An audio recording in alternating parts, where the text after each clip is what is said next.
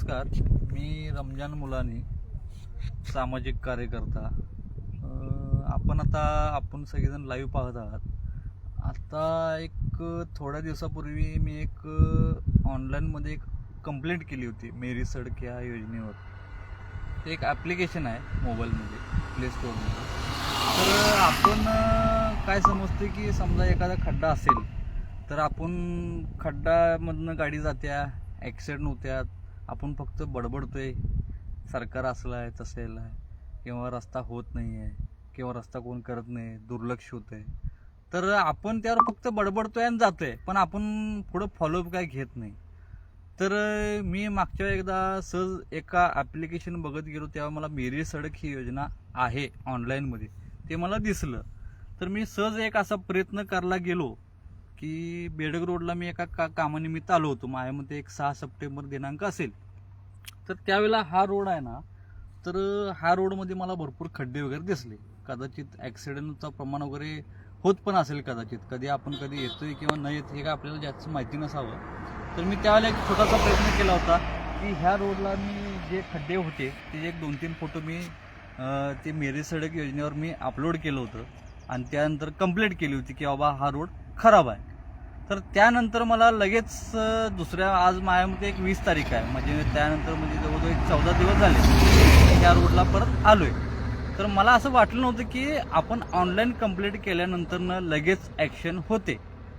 तर आज मी ह्या रोडला ज्या वेळेला आलो तर ते मला असं निदर्शनास आलं की ह्या रोडला काम आपलं चालू आहे ऑनलाईन कंप्लेंट केल्यामुळं.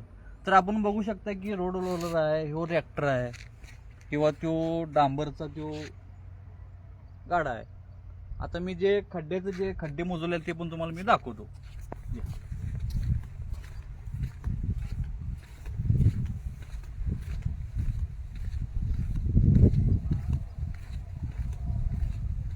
आता हे रोड मोजलेलं खड्डे आहेत आणि अनेक मी मध्ये थोडासा ब्रेक घेतोय. अशोक गिड्डे हे व्हिडिओ करत आहेत, त्यांचं पण कुठतं नाव व्हायला पाहिजे असं. आणि माझे जे फॉलोअर्स आहेत किंवा माझे जे फॅन्स फॉलोईंग आहेत त्यांना कदाचित असं वाटत असेल की मी सोशल मीडियामधनं किंवा इतर काही गोष्टीमधनं मी स्टॉप घेतले, की असं नाही आहे. समजा मी सोशल मीडियामध्ये समजा एखादी गोष्ट व्हायरल करत नसेल तर मी संपलोय असा भाग नाही आहे. कारण की फक्त विषय एवढाच झाला आहे की मी माझ्या एखाद्या बिझनेस ग्रोथमध्ये माझा वेळ 100% 90 ते 95% तिकडे जातो. त्यासाठी मला वेळ मिळत नाही सोशल मीडियामध्ये व्हायरल करण्यासाठी. पण असं समजू नये की मी पूर्ण संपलेलो आहे.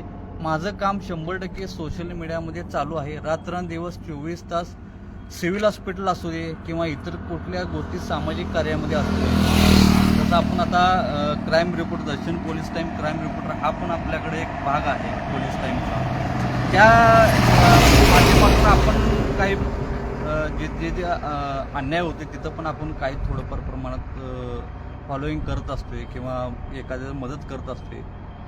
तर असं कोणी समजू नये की बाबा माझं काम 100% थांबलंय. फक्त एवढं सगळं लाईव्ह करणं किंवा एवढं सगळं पण पोहोचणं माझा फक्त एकच उद्देश आहे की आपणही ह्या सगळ्या गोष्टीचा म्हणजे आपण निदर्शनास आपल्या आणायचं आहे किंवा आपल्याला सांगायचं आहे की ऑनलाईन केल्यानंतर सुद्धा भरपूर फरक पडतोय.